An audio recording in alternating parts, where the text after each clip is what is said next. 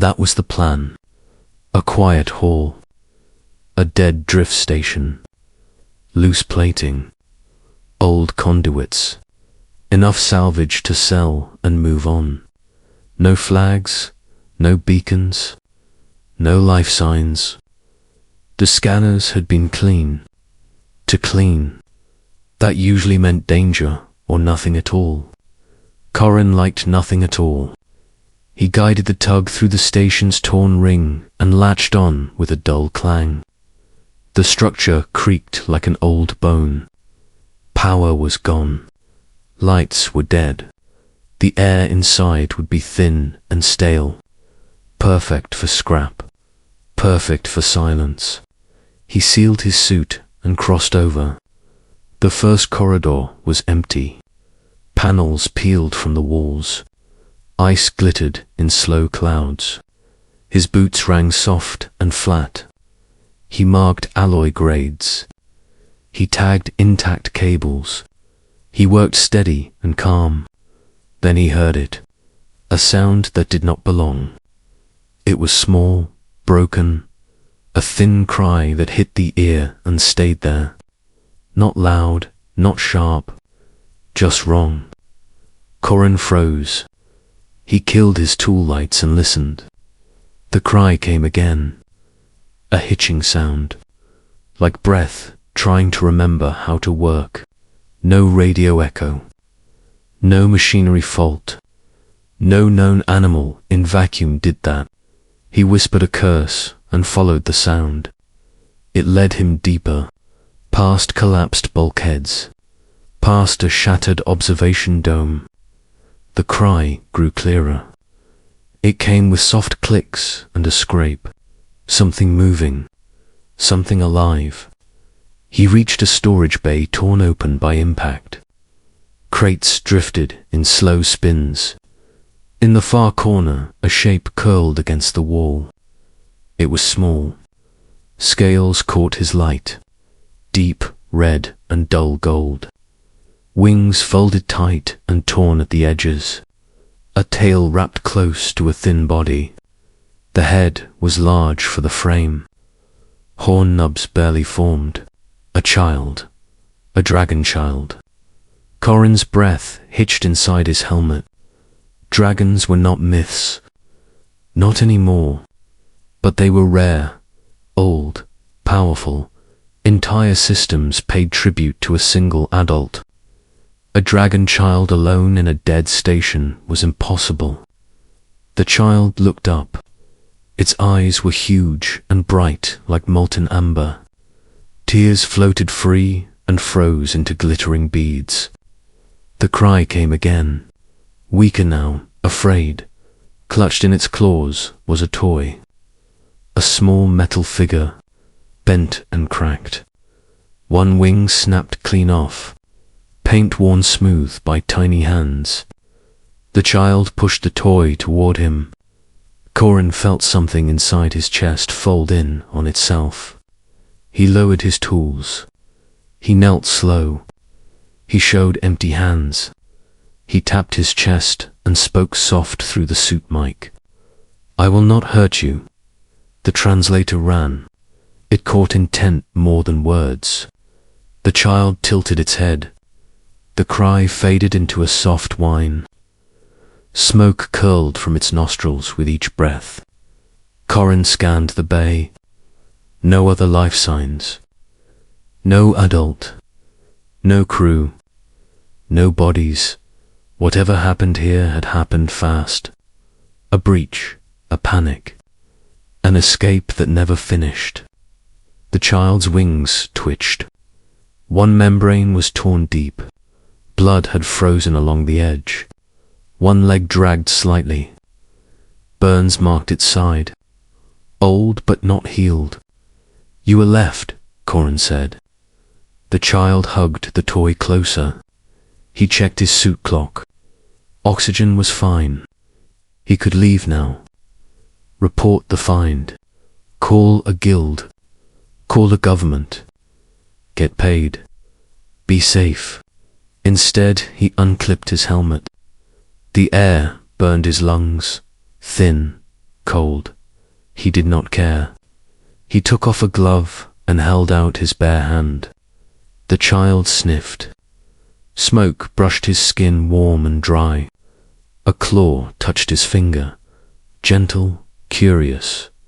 Corin smiled. He lifted the child slow. It weighed less than he expected. To light, he wrapped his coat around it. The child pressed its face to his chest. The cry stopped. On the way back to the ship, the child slept. Corin set it on the bunk and sealed the cabin warm. He ran a full scan.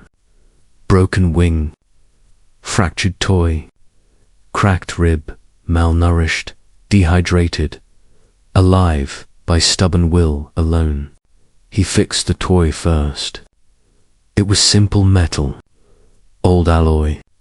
He melted a seam, reshaped the wing, polished it smooth. When he set it back in the child's claws, the eyes fluttered open. A sound came from its throat. Not a cry, a purr. Corin laughed. A short sound. He had not laughed in years. He cleaned wounds.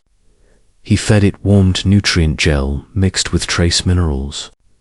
The child ate slow, then fast, then too fast. It chirped between bites. Small sparks flicked from its teeth. "You need a name," Corin said. The child blinked. He tried a few sounds. Old, trade tongue. A soft hiss. A rising note.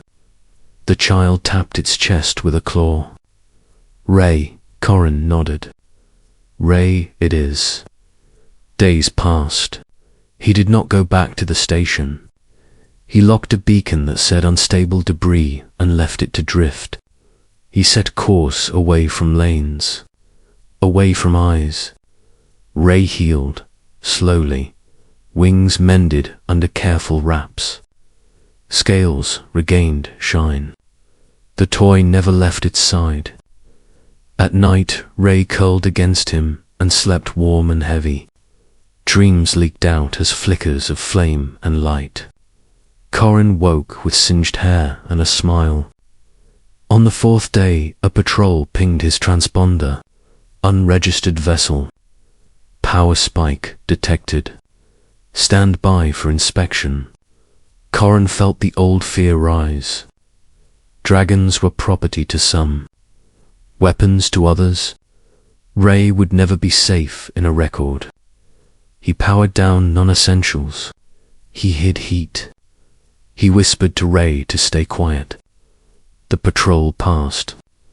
Ray peered out from the bunk, eyes wide. Then it grinned, sharp and bright and full of trust. Corin made a choice. He sold the scrap he already had. Enough for fuel. Enough for supplies. He wiped his registry and took a new route. Outer systems. Old charts. Quiet stars. He taught Ray words. Ray taught him fire control. Small flames at first. Warmth, light, then shaping, circles, spirals, gentle arcs that danced without burning. Ray grew, not fast. Dragons did not rush growth, but stronger. Wings stretched wide, scales hardened. The toy was reforged twice to keep up. One night, Ray woke screaming. Images flooded the cabin. A ship tearing apart. Loud sounds, shouting.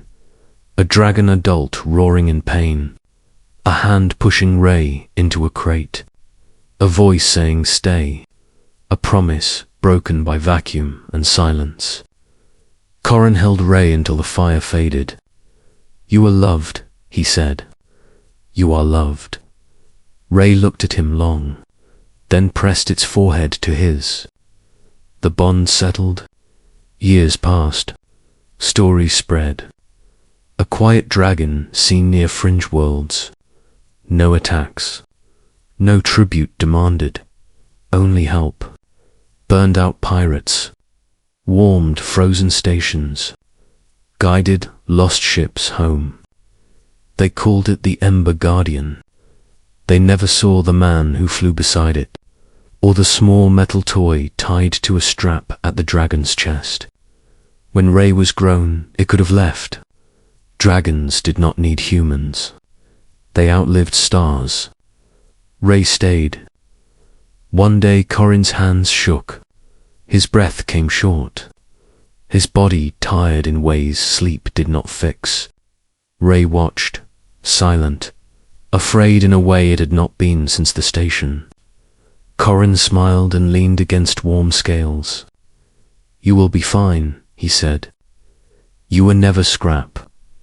Ray lowered its head. Flames lit the cabin, soft and steady. When Corin was gone, Ray carried the ship to a quiet moon. It buried the man with care. It set the toy at the marker. Ray curled around the grave and slept.